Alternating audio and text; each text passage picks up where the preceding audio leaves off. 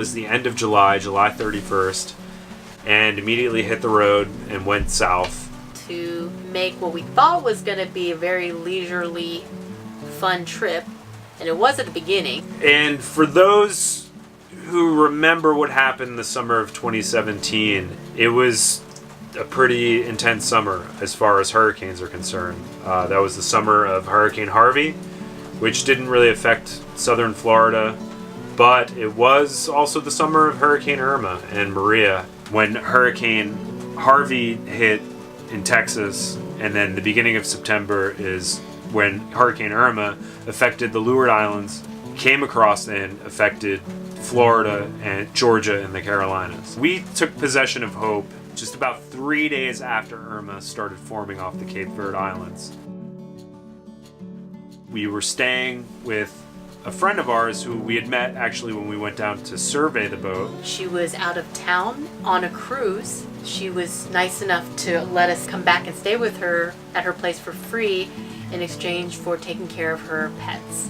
And she had chickens, 1 cat, and 2 dogs. We're like, yeah, that's great. We could totally do that. That works out great for us too. She lived about 20 minutes from the boat.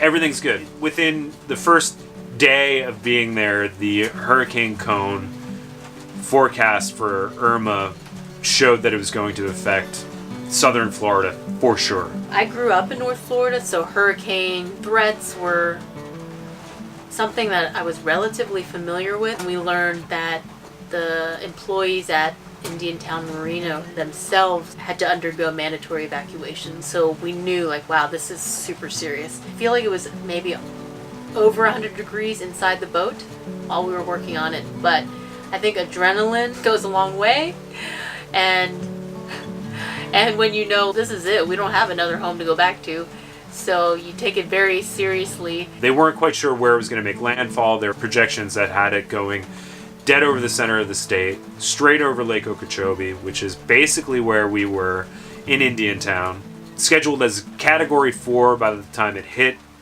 that section of coast. It was going to be a big storm.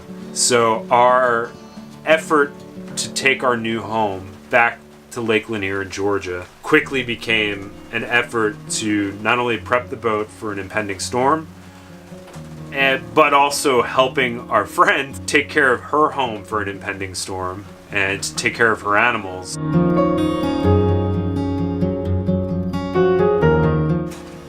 We were incredibly lucky that Hope came out of it unscathed. After a storm like that, it takes some time before they'll allow trucks to run on the highways, and it took several weeks. We were delayed. We were living in Atlanta in an Airbnb, and we finally got delivered to the marina and to their self-service yard where we had to grind out the hull and get it prepped. We learned how to do our first bottom job, and we had to learn how to step our mast and re-rig the boat. We also discovered that we had an issue with some water in our ballast. We filled it with thickened epoxy to kind of fill the void, and then glassed over that void. Michael took on the brunt of the most demanding projects. In the middle of that, we also learned that he has an allergy to epoxy, so visits to the hospital incurred.